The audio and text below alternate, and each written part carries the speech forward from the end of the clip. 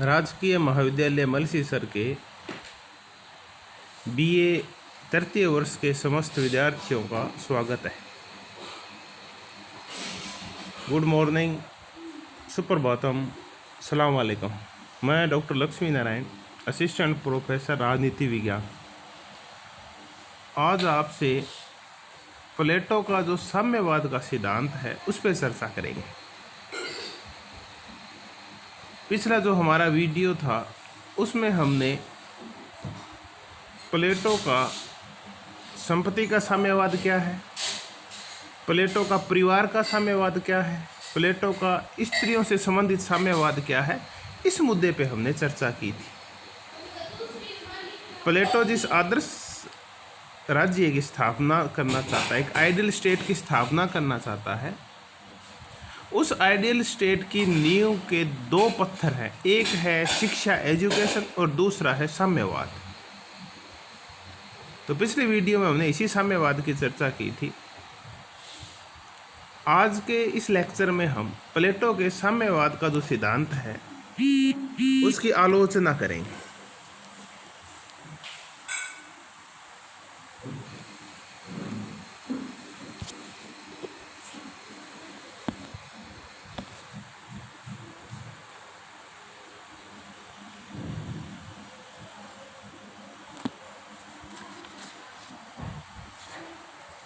हम शुरुआत करते हैं प्लेटो के साम्यवाद की आलोचना, क्रिटिसिज्म ऑफ प्लेटोस कम्युनिज्म।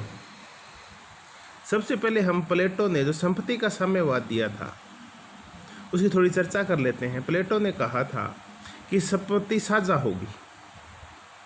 जो संरक्षक वर्ग है, जिसमें दार्शनिक शासक आते हैं, यानी शासक वर्ग आता है और सैन्य वर्ग आता है, ये दोनों निजी संपत्ति के मालिक नहीं होंगे। संपत्ति जो इनके लिए होगी वो सार्वजनिक होगी। लेकिन इसकी आलोचना ये की जाती है, विशेषकर प्रोफेसर बारकर और प्रोफेसर नेटलशिप कहते हैं कि प्लेटो का जो साम्यवाद है, संपत्ति का साम्यवाद, वो अर्ध साम्यवाद है। इसका तात्पर्य ये है कि ये समाज के सभी वर्गों पे लागू नहीं होता, सिर्फ दो वर्गों पे लागू होता है, एक शासक पे और दूसरा सैन्य के ऊपर, उत्पादक वर्ग के ऊपर ये लागू नहीं होता, इसलिए ये अर्ध साम्यवाद है। दूसरा, इसकी आलोचना ये की जाती है कि अव्यवहारिक भी है और नकारात्मक भी है। ये अव्यवहारिक और नकारात्मक क्यों है? ये अव्यवहारिक भी है और नकारात्मक भी, क्योंकि ये राज्य की समस्त जनता है, उसके भौतिक कल्याण की चर्चा नहीं करता। ये उत्पादकों को तो व्यक्तिगत संपत्ति का मालिक बना देता है, किसानों को, व्यापारियों को, लेकिन सैनिकों को और शासकों को उससे वंचित कर देता है। इससे समाज में फिर विभाजन बढ़ता है। एक तरफ पैसे वाले लोग हो जाते हैं, दूसरी तरफ शासन करने वाले गरीब लोग हो जाते हैं, और कभी भी शासक ये नहीं चाहेगा कि वो गरीब हो। इससे फिर एक ही राज्य में दो राज्य हो जाएंगे, एक गरीब और एक अमीर। तीसरी आलोचना ये है कि ये संपत्ति की समस्याओं को सुलझाने में असमर्थ है। इससे न संपत्ति संबंधी झगड़े बढ़ेंगे। अगर आपने शासक वर्ग को और सैन्य वर्ग को अगर संपत्ति के अधिकार से वंचित कर दिया तो शक्ति इनके हाथ में होगी, तलवार इनके हाथ में, कानून इनके हाथ में होंगे, तो ये फिर उत्पादकों का शोषण करेंगे। तो ये संपत्ति संबंधी समस्याओं को बिगाड़ता है, सुलझाता नहीं है। और चौथा है कि प्लेटो का जो संपत्ति का साम्यवाद है वो मानव प्रकृति और स्वभाव के बिल्कुल विपरीत है, क्योंकि एक निजी संपत्ति की इच्छा एक स्वाभाविक इच्छा होती है और प्रत्येक व्यक्ति ये चाहता है कि उसके पास अपनी निजी संपत्ति हो, जबकि प्लेटो इसका विरोध करता है। तो ये मानव स्वभाव के बिल्कुल उल्टी बात है। इसीलिए अरस्तु अपने गुरु प्लेटो के संपत्ति साम्यवाद की आलोचना करता हुआ ये कहता है कि प्लेटो का जो साम्यवाद है वो आध्यात्मिक बुराइयों का भौतिक निदान करता है। यानी हमारे मन में जो कुविचार पैदा होते हैं भ्रष्टाचार के, या लूटपाट के या संपत्ति इकट्ठे करने के, ये जो आध्यात्मिक रोग पैदा होते हैं, ये जो मानसिक रोग पैदा होते हैं हमारे मस्तिष्क में, हृदय में, प्लेटो इनका भौतिक निदान करना चाहता है भी। इनको न रहेगा बांस और न बजेगी बांसुरी। भ्रष्टाचार तक ये पहुंच ही नहीं पाएंगे क्योंकि इनके पास संपत्ति होगी ही नहीं, ऐसी व्यवस्था कर दी जाए। तो अरस्तु कहता है कि ये सही नहीं है। अगर बुराइयां मस्तिष्क में पैदा हो रही है तो उनका समाधान भी मस्तिष्क में होना चाहिए। आध्यात्मिक बुराइयों का भौतिक नहीं बल्कि आत्मिक इलाज होना चाहिए। ये तो था संपत्ति के साम्यवाद की आलोचना।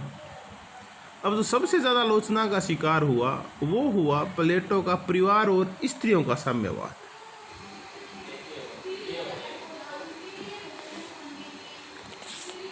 इसकी पहली आलोचना ये की जाती है कि ये अप्राकृतिक है, अनावश्यक है, क्योंकि प्रकृति भी परिवार में रहते हैं, पशु भी परिवार में रहते हैं। जब ये कहते हैं कि मानव को परिवार की जरूरत नहीं होती, परिवार सामूहिक होंगे। दूसरा ये है कि प्लेटो ने स्त्री और पुरुषों के संबंधों को जानवरों के संबंधों के साथ मिला दिया, जो कि अनैतिक है।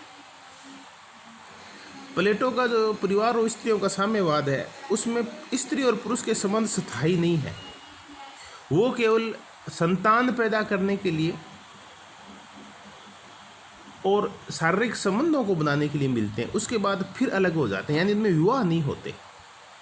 प्लेटो का जो परिवार और स्त्रियों का साम्यवाद है वो विवाह संस्था का विरोध करता है, जबकि हम भी जानते हैं कि स्त्री और पुरुष के जो वैवाहिक संबंध है उनमें नैतिक, मानसिक और आध्यात्मिक रूप से सुख पैदा करते हैं, जबकि प्लेटो इनका विरोध करता है। तीसरा ये है कि स्त्री और पुरुष उनके स्वभाव भिन्न भिन्न होते हैं, जबकि प्लेटो कहता है स्त्री और पुरुष के स्वभाव में कोई भेद नहीं होता।